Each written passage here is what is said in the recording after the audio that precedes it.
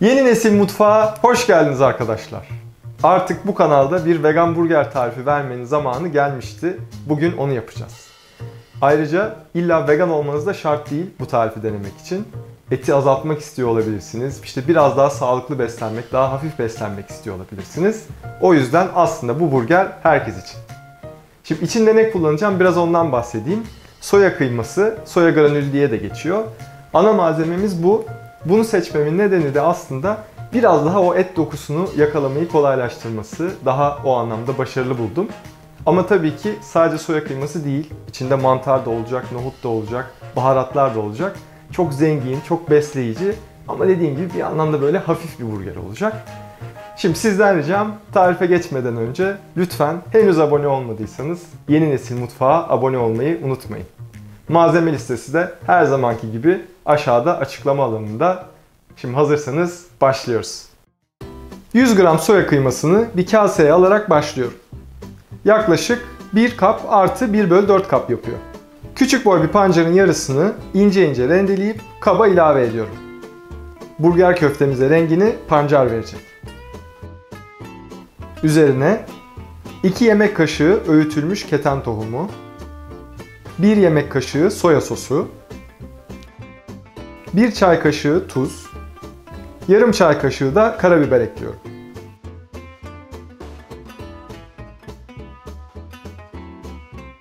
Karıştırdıktan sonra soya kıymasının üzerine gelecek kadar sıcak su ekliyorum. Kenara alıp 10 dakika bekleteceğim. O sırada nohutları hazırlayacağım. 1,5 kap pişmiş nohutu genişçe bir kaseye alıp eziyorum.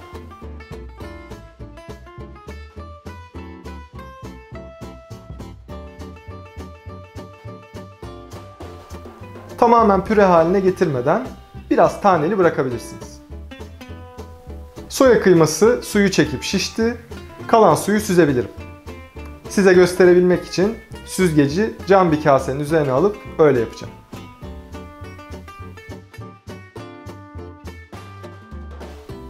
Suyunu süzdüğüm soya kıymasını bir tabağa alıyorum. Ocağa geçmeden önce kalan malzemeleri de hazırlayacağım. 100 gram istiridye mantarı ve 100 gram kültür mantarını doğruyorum.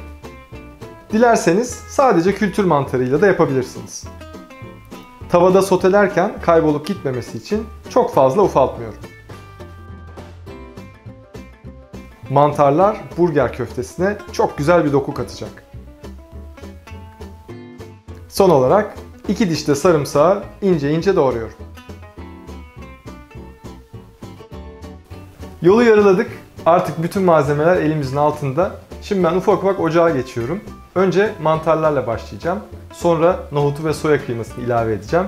Baharatlarla birlikte güzel pişireceğim. Ondan sonrası zaten en keyifli kısım, burger köftelerini hazırlayıp yavaş yavaş cızbız yapmaya başlayacağız. 2 yemek kaşığı zeytinyağını tavada hafifçe kızdırdıktan sonra mantarları atıyorum. Mantarlar suyunu salıp çektikten sonra sarımsakları ilave ediyorum. Hafifçe esmerleştikten sonra 1 yemek kaşığı da soya sosu ilave ediyorum. Artık diğer malzemeleri ekleyebilirim. Önce nohutları atıp şöyle bir karıştırıyorum. Ardından da soya kıymasını.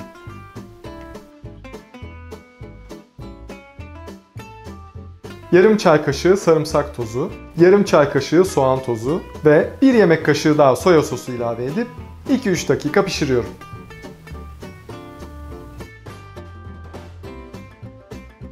Vegan burger harcım pişti. Son bir işlem kaldı. Bağlayıcıları ekleyeceğim.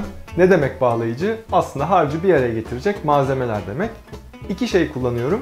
Bir tanesi nohut unu, diğeri karnıyarık otu tozu. Eğer karnıyarık otu tozunuz yoksa nohut ununu arttırabilirsiniz. Veya hani annelerimizin yaptığı gibi ekmek kırıntısı kullanabilirsiniz. O da böyle nemini biraz alıp harcı bir araya getirir. Bir de arkadaşlar size çok kilit bir bilgi vereyim. Her zaman tutmayabilir. Ben bile her yaptığımda hani aynı miktar tam olmayabiliyor. Şöyle yapabilirsiniz. Harcı yoğurmaya başladınız. Biraz ıslak geliyorsa elinize o bağlayıcılardan biraz daha ekleyin. Veya tam tersine kuru geliyorsa ve ufalanıyorsa o zaman da böyle azıcık su ekleyip tekrar bir karıştırın. Zaten böyle elinizde güzelce kıvam aldığında yoğurabildiğinizde tamam demektir. Şimdi bu bahsettiklerimi artık uygulamaya geçiriyorum ben de. Bağlayıcıları atıp devam ediyorum. 2 yemek kaşığı nohutunu ve 2 yemek kaşığı karnıyarık otu tozunu harcın üzerine serpip ellerimle güzelce karıştırıyorum. Şekil vermeye başladığımda harç biraz kuru geldi. O yüzden azıcık su ekliyorum.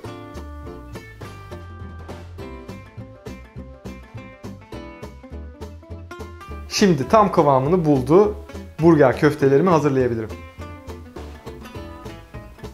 Hemen pişirmek istemiyorsanız bir saklama kabına koyup 3 gün buzdolabında tutabilirsiniz arkadaşlar. Dilerseniz dondurucuya da atabilirsiniz.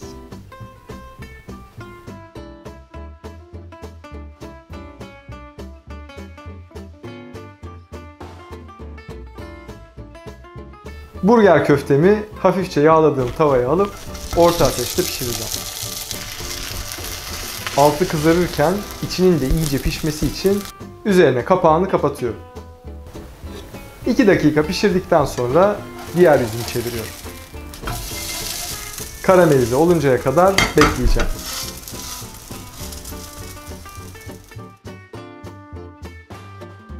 Köftem tamam. Hazır tava sıcakken bir dilim de vegan cheddar atıyorum ve hafifçe eritiyorum. Artık vegan burgerimizi hazırlayabiliriz.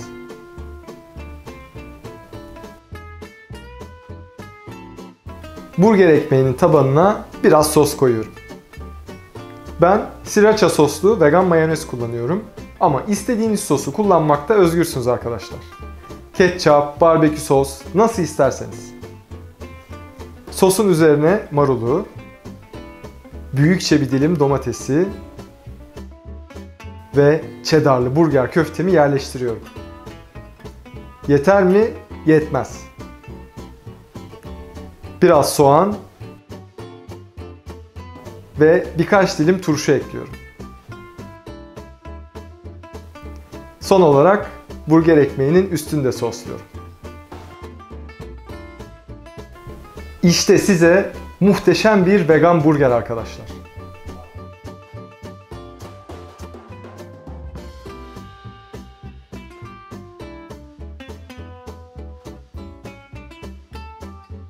Gördüğünüz gibi nefis gözüküyor vegan burger. Hiç beklemeden tadıma geçiyorum.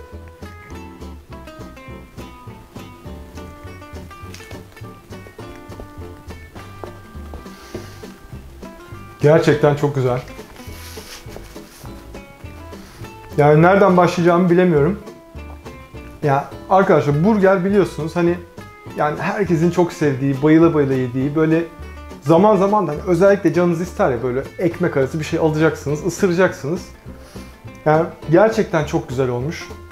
Hani vegan değil yani burger bence bu. Ve gördüğünüz gibi bu kadar lezzetli bir burger yapmak için hiçbir canlının canını yakmaya da gerek yok. Tamamen bitkisel. Ya acısı, tatlısı, domatesi, yani malzemelerin zaten hepsi biliyorsunuz o ısırığı aldığınızda iç içe geçiyor. Köftesi nefis. Yani dokusu, kıvamı, her şeyiyle kesinlikle denemeniz lazım. Dediğim gibi yani vegan arkadaşlarınıza, vegan olmayan arkadaşlarınıza bu herkes için yapılmış bir burger. O yüzden mutlaka deneyin arkadaşlar. Ben izninizle lafı daha fazla uzatmadan burgeri yemeye devam etmek istiyorum arkadaşlar. Ama ayrılmadan önce sizden ricam henüz abone olmadıysanız Yeni Nesil Mutfağa abone olmayı lütfen unutmayın. Her zamanki sözlerimle kapanışı yapıyorum. Değişim mutfaktan başlar.